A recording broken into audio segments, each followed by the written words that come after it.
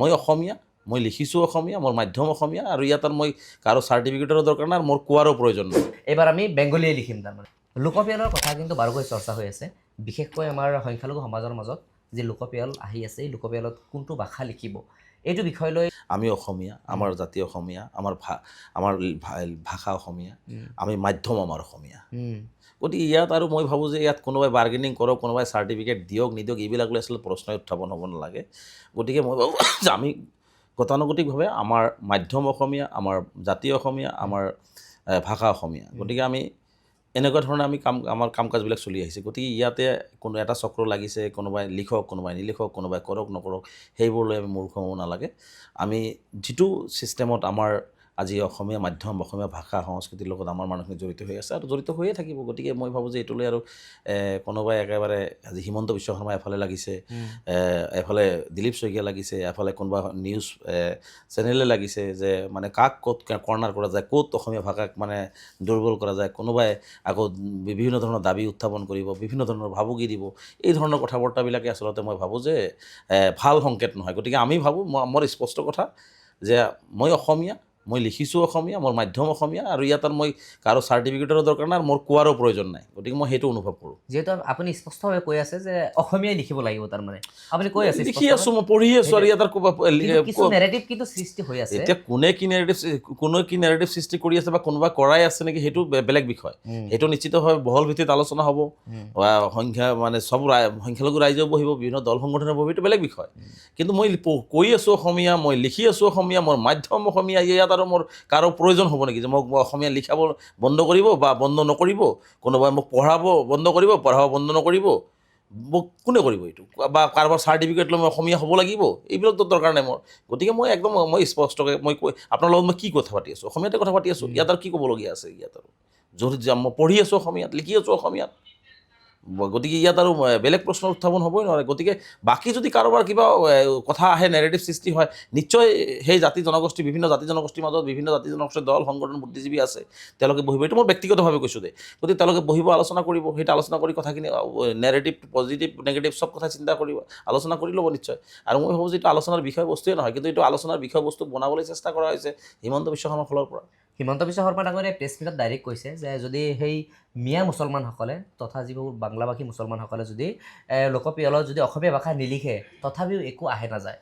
সেইটো কথাৰ পৰিপ্ৰেক্ষিততে কিন্তু আমি সংখ্যালঘু কিছু নেতাসকলকে হওক, কিছু বুদ্ধিজীৱী ফেচবুকত কিছুমানে লিখি আছে যে ভাষাটো কি লিখিব লাগে, আমি ইমান দিনে অসমীয়া লিখি আহিছোঁ, আমি অসমীয়া লিখি আমি কি পাইছোঁ, এইবাৰ আমি পৰিৱৰ্তন কৰিব লাগে, এইবাৰ আমি বেংগলী লিখিব লাগে, এনেকুৱা ধৰণৰ কিছু কথা বতৰা চলি আছে। যদি আমি চাওঁ যে এইসকল নেতাবোৰে যদি গৈ আমাৰ গ্ৰাউণ্ডত গৈ, আমাৰ ফিল্ডত গৈ, চহৰ চাপৰ অঞ্চলবোৰত গৈ যদি ইনফ্লুৱেঞ্চ কৰে যে আমি অসমীয়াৰ পৰিৱৰ্তে আমি বেংগলী লিখিব লাগে বুলি, তেনেহ'লে তাৰ পৰিস্থিতিটো কেনেকুৱা হ'ব? চাওক, হিমন্ত বিশ্ব শৰ্মাই যি ক'ব তাকেই আমি মানিব লাগিব, যি নক'ব তাকে মানিব লাগিব, সেইটো কথা নহয়। হিমন্ত বিশ্ব শৰ্মা কল বুলি আমি প্ৰতিটো কথাত জঁপিয়াই পৰিব লাগিব নেকি? আজি আমাৰ কথা বাৰ্তাবিলাক আমাৰ বুদ্ধিজীৱীসকল, আমাৰ ছাত্ৰ সংগঠন, জেনজি জেনেৰেশ্যন আছে, সকলোৱে আলোচনা কৰি আছে নিশ্চয়ভাৱে। গতিকে মই পুনৰবাৰ কৈছোঁ যে কাৰো চাৰ্টিফিকেট লৈ মই অসমীয়া হোৱা নাই নহয়। মই আমাৰ পূৰ্বপুৰুষে ভাষা আন্দোলন কৰিছে এইখন অসমত, ভাষা আন্দোলন শ্বহীদ হৈছে। গতিকে ভাষা আন্দোলন কৰি পংগু হৈছে বহুতে। আজি অসমীয়া মাধ্যমত বিদ্যালয় স্থাপন কৰিছে, কৰি পেলাই আজি অসমীয়া মাধ্যমত পঢ়িছে, অসমীয়া মাধ্যমত লিখিছে।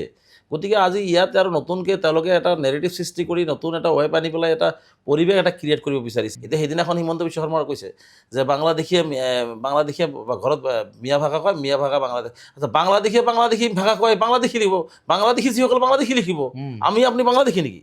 আমি অসমৰ অসমীয়া হয়। গতিকে সেইখিনিকে মুখ্যমন্ত্ৰী হেৰুৱাই পেলাইছে যে বাংলাদেশীতো বাংলাদেশী ভাষাই লিখিব, অসমত বাংলাদেশী নাই, বাংলাদেশী ভাষাই অসমত কেনেকৈ লিখিব? গতিকে য'ত বাংলাদেশী আছে তাত বাংলাদেশী ভাষা লিখক, তাত মোৰ বা আপোনাৰ সেই যায় কিয়? গতিকে হিমন্ত বিশ্ব শৰ্মা এইবিলাক নেৰেটিভ সৃষ্টি কৰি এটা পৰিৱেশ ক্ৰিয়েট কৰে সদায়। তেওঁ সদায় এটা নতুন পৰিৱেশ ক্ৰিয়েট কৰি পেলাই এটা পৰিৱেশ অস্থিৰ কৰিবৰ কাৰণে চিন্তা কৰে, য'ত এতিয়া চাব, এতিয়া অৰ্থনৈতিকভাৱে অসম পিছ পৰি গৈছে। মানুহৰ পেট্ৰলৰ মূল্য কিমান, ডিজেলৰ মূল্য কিমান, চাউলৰ মূল্য কিমান, দালিৰ মূল্য কিমান, মিঠাতেলৰ মূল্য কিমান। গতিকে এইবোৰৰ উত্তৰ কি দিব মুখ্যমন্ত্ৰী হিমন্ত বিশ্ব শৰ্মা ডাঙৰীয়াই? উত্তৰ দিব নোৱাৰি তেওঁ নতুন এটা ছাবজেক্ট লয়, সেই ছাবজেক্ট লৈ মানুহৰ মূৰটো সেই ছাবজেক্টৰ মাজত সোমাই দিয়ে, আৰু সোমাই দিয়াৰ লগে লগে মানুহ সেইটো লৈ দৌৰি থাকে, আৰু মানুহ সেইটোত ব্যস্ত হৈ থাকে, তেওঁৰ কাম কৰি থাকে, তেওঁ সুন্দৰকৈ তেওঁৰ চৰকাৰখন পাৰ কৰাই লৈ গুচি যায়। গতিকে সেইকাৰণে কৈছোঁ যে আমি কাৰো কথাত ভুল যাবও নালাগে, কাৰো কথাত উচুটিবও নালাগে। আমাৰ নিজৰ বিবেক আছে, বিবেচনা আছে, আমি নিজকে গম পাওঁ। গতিকে সেই হিচাপে আমি চলিব লাগিব, সেই হিচাপে আমি আগবাঢ়ি যাম। মানে দাদা ছাপ'জ এনেকুৱা এজন ব্যক্তি আজিৰ এই পডকাষ্টটো দেখি আছে, যিজন ব্যক্তিয়ে মানে কনফিউজ হৈ আছে যে ভাষাটো যিহেতু অলৰেডি চৰ্চা হৈ আছে, কি লিখোঁ কি নিলিখোঁ, যে মানুহজন কনফিউজ টোটেলি যে মই এছামিছ লিখিম নে বেংগলী লিখিম। চ' সেইজন মানুহক আপুনি কি ডাইৰেক্ট এটা মেছেজ দিব? মই অসমীয়া আৰু মই অসমীয়া লিখি আছোঁ, কোনে কনফিউজ হৈছে? কোনেও কোৱা নাই, আছে একো হোৱা নাই। এইটো মিছা কথা। এইটো এটা নেৰেটিভ সৃষ্টি কৰা হৈছে, এইটো কাৰোবাৰ জৰিয়তে ক'ৰবাত নেৰেটিভ। আমি অসমীয়া হয়, ইয়াত কোনো আপুনি অসমীয়া বাদ বেংগলী লিখিব? নাই। আপুনি মোক কওক, আপোনাৰ সন্মুখত থকা কেমেৰাত আৰু পিছফালে থকা মানুহখিনি বেংগলী লিখিব? তেনেহ'লে আৰু এইটো কি কথা আছে? এইটো কাৰোবাৰ দ্বাৰা ক্ৰিয়েট কৰাব, সৃষ্টি কৰাব বিচৰা হৈছে এটা পৰিৱেশ। গতিকে মই সেই জালত মই কিয় ভৰি দিম?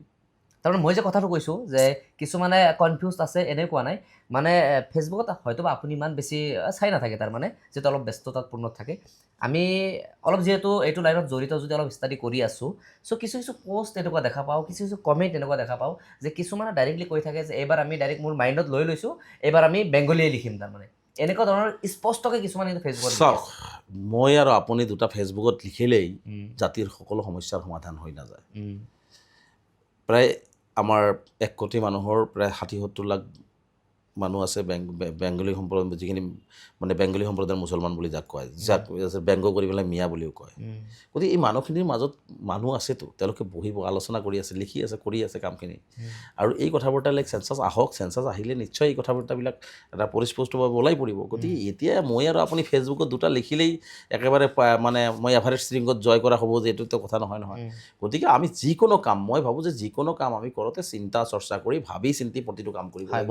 কাৰণ আমাৰ ভৱিষ্যত পৰিকল্পনা আমি নিজে কৰিব লাগিব, কাৰণ আমি জীয়াই থাকিবৰ কাৰণে নিজৰ ভৰিৰ ওপৰত নিজে থিয় হ'ব লাগিব এই মুহূৰ্তত। গতিকে আমি সেইকাৰণে কৈছোঁ যে কোনোবাই উচতালেই বুলিয়ে, কোনোবাই বেয়াকৈ ক'লে বুলিয়ে, কোনোবাই ব্যংগ কৰিলে বুলিয়ে তেওঁৰ পিছে পিছে আমি নাচি থাকিব লাগে, তেনেকুৱা কথা নহয়। আমাৰো বিবেক আছে, বিবেচনা আছে, বুদ্ধি আছে। আমি সেই বিবেক বিবেচনাৰে আমাৰ সমাজৰ উচ্চস্তৰীয় মানুহ আছে, দল সংগঠন আছে, বুদ্ধিজীৱী আছে, বিভিন্ন মানুহ আছে, ৰাজনৈতিক অৰাজনৈতিক বিভিন্ন ব্যক্তি আছে, কথা বতৰাবিলাক চাই আছে। আৰু এটা সময়ত এই কথাবিলাক নিশ্চিতভাৱে বহল ভিত্তিত আলোচনা হ'বই, যে আমি কেনেকুৱা ধৰণে আগবাঢ়িলে ভাল হ'ব, কেনেকুৱা ধৰণে আমি আগবাঢ়ি যাম। আৰু মই পুনৰবাৰ কৈছোঁ যে মই লিখোঁ অসমীয়া, কওঁ অসমীয়া, মোৰ মাধ্যম অসমীয়াতে, আৰু মই দ্বিতীয় প্ৰশ্নৰ উত্থাপন কৰাৰ প্ৰয়োজনেই নাই।